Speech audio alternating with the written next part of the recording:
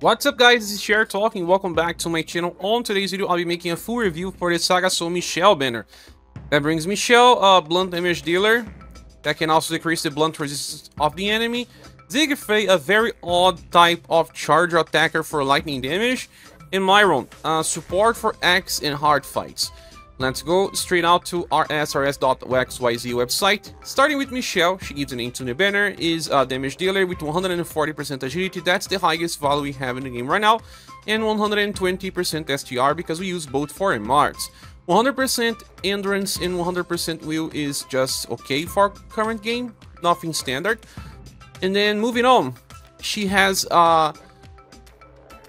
30% damage increase at all times, alongside another 30% increase at all times. Reduces damage taken at all times by 30, and then by another 40 if she resists, and a 37% chance to evade resisted attacks.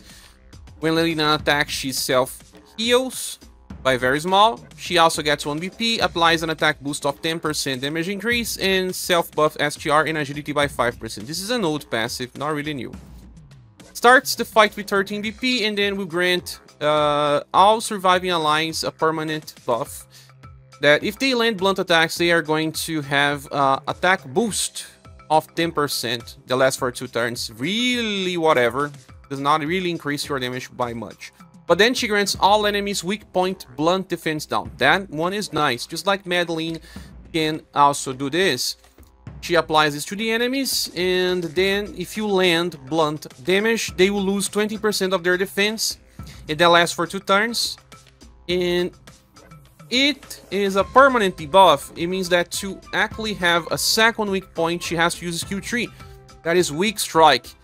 Weak Strike is a triple S power attack that is fast, 13 BP. We will apply another weak point blunt defense down, so that when you attack after her, you are going to apply 2 defense downs that will stack.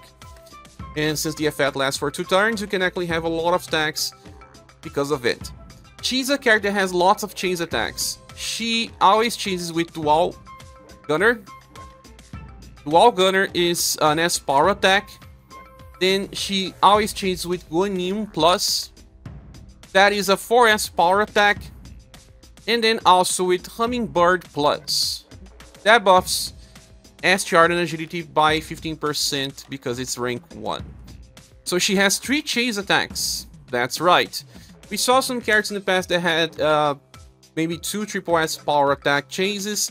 We have only 1 really strong attack and 2 others that are average, but it always helps because she is applying blunt defense down. You need to be paired up with multi-hit attackers as well, like for example Tatiana or Leon. They will keep debuffing the enemy and damage will scale. Because of 3 different chases, she loses 2 LP as recoil damage. Not that it makes all that much sense, since only one of those chases are super strong. She can still use Hummingbird Plus as a command that will buff her STR and agility by 25%. It only costs 1 BP, so if you don't have enough BP, you can use this, and it's pretty cool. But you actually want to use Fighting Stance on the start of a fight. You can only use it once, and it gives her a max BP increase of 30 points for 10 turns. So she starts with 50. And with 40 charged. That's right. And that allows her to keep using Weak Strike. And then help debuff the enemy resistance to blunt. Maybe try to nuke a boss in less than 10 turns, because that's what you want to do. And she does recover a lot of BP. You have to remember that she has 4 attacks always, the command, and 3 chases, so you have 7 BP per turn. Meaning that even if she gets that much extra, she can keep using Weak Strike probably for 10 turns straight. It does help increase your damage if you have a blunt nuker. It is not as good as just having Dentag in your party, because Dentag is a blunt damage dealer as well, and he has a very cool passive where he allows all blunt attackers to get 4 BP and also 25 points of OG Gouge and another random surviving ally 25 points of OG Gouge. Some characters have mechanics where they attack with different skills on overdrive, so that really helps. Dentag is still the best superior version, but Michelle will combo well with multi-hit attackers, and then can also be used together with Dentag, although Dentag will probably want to be the finisher because he does not hit as much. It's a good character if you get it, but it's not a recommended pull. She just works and will be easily power creeped in the near future. But still, today I think she deserves at least 3.5. And if you have multi-hitters, she still works well in many setups. The next character will be Sigfrei, and he is an odd one. 120% endurance and will because he's somewhat of a tank. 136% intelligence, but just 78% agility. Yes, because this guy has delay. Moving on, he has a 30% damage increase at all times. And then he has heat ups with 30% as well for 5 turns, so he can reach 180 total. On the start of a turn, he buffs endurance and will by 20% and has 1 damage block for 1 time. First hit will be negated. Then every start of turn, you get 2 extra BP for a total of 5 per turn. In a taunt stance and applies stealth on allies. This is the same taunt mechanic as Wagner's, Final Emperor, and Faye. Skill number 1 is Lightning Plus and it's useless, believe me. The second one then is Cast Focusing Strike, a fast single target attack that would then block damage for 1 turn, but you have to see that agility is low. If the enemy has fast skill, it will still attack before Sigfrei can block damage. Then he casts a lightning attack boost that increases lightning damage by up to 55% on max level for 3 turns. And it's important because you are going to enter an energy charge stance that starts a countdown of 2 turns, and then on the 3rd turn you're going to attack, and that will be Lightning Hell. This is a full AoE attack with lightning damage that hits 5 times with triple S power. Each new attack gives a lightning attack boost, increasing lightning damage by 40%. So each new attack does more. So what Sigfrei does is keeps 2 turns to really do damage on the 3rd, and he does a lot of damage. But on this game, many characters have chase attacks, even some that are built around AoE.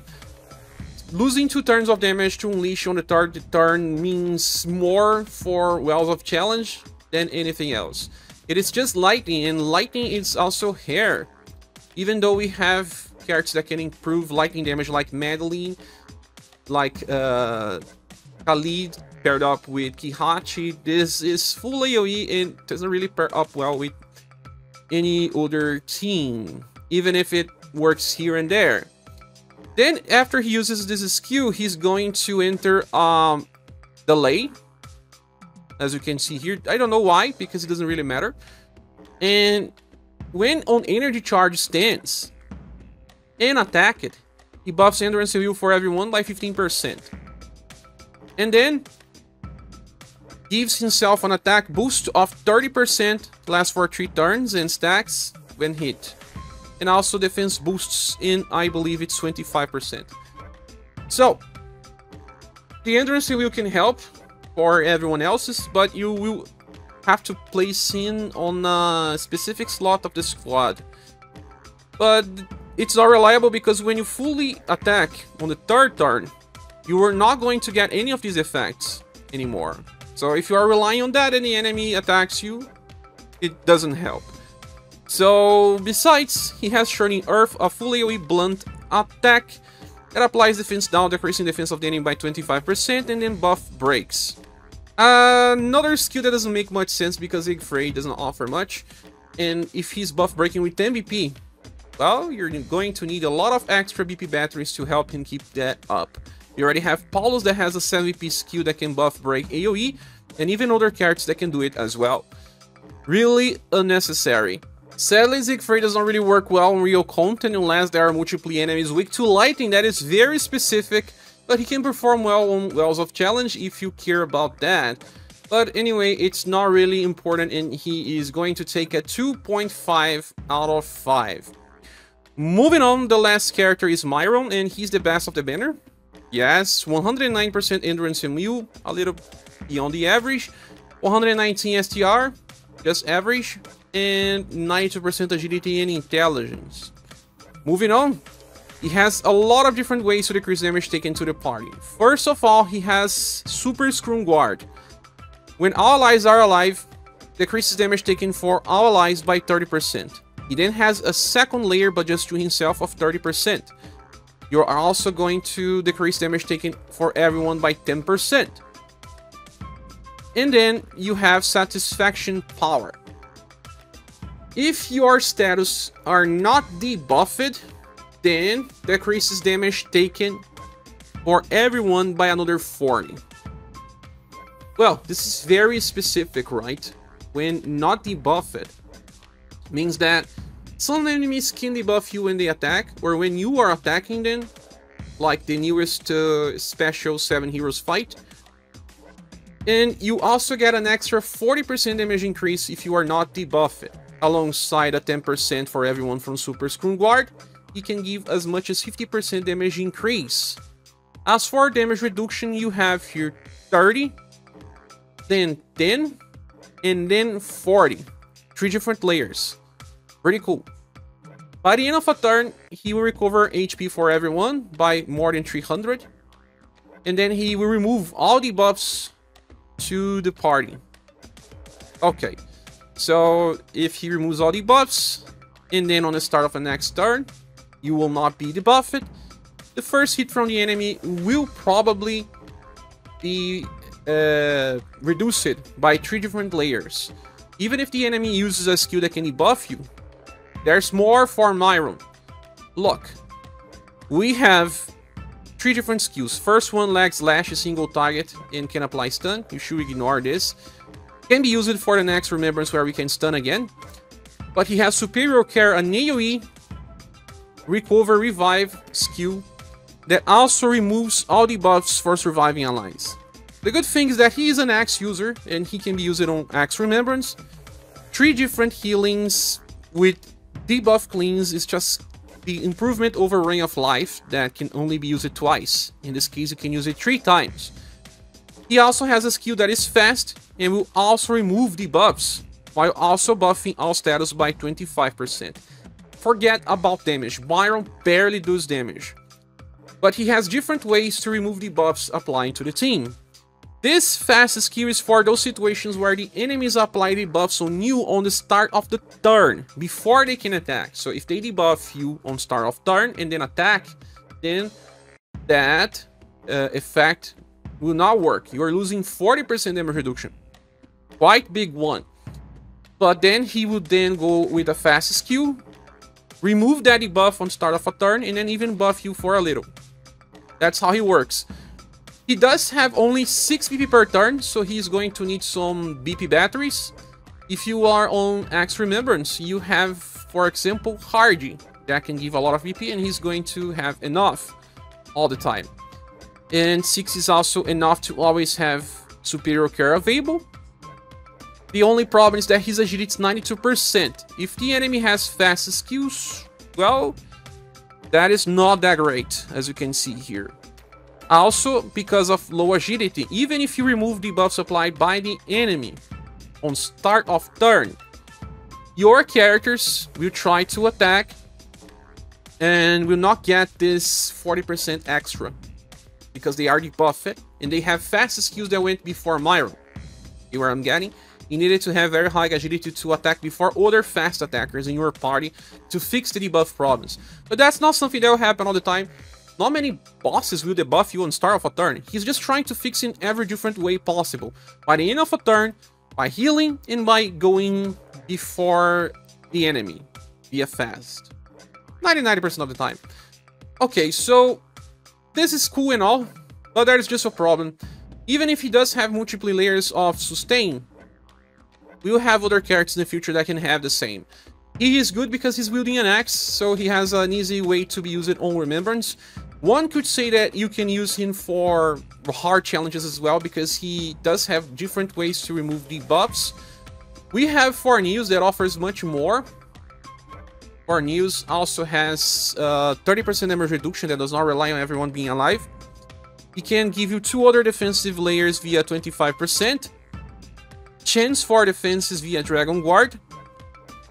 Then permanent defense hub for a specific target and cleanses debuffs every end of turn. He also works super well on cold squads.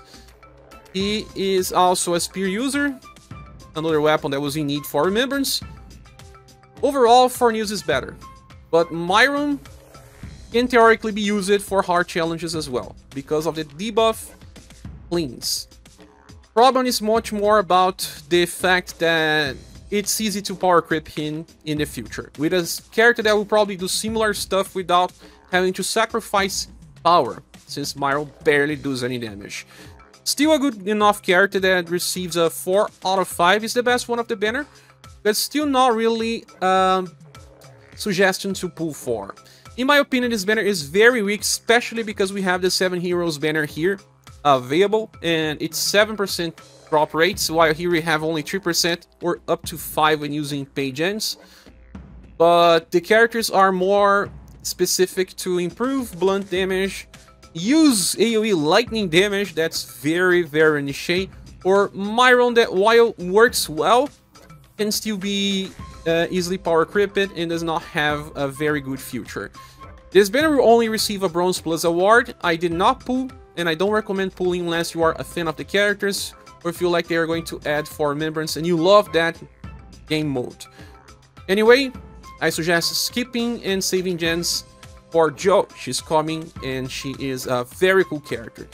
With all that said, this is my opinion. What is yours? See here on the comment section. Thank you so much for watching this video. Please subscribe if you haven't, and I hope to see you soon in the next video or live stream. Goodbye.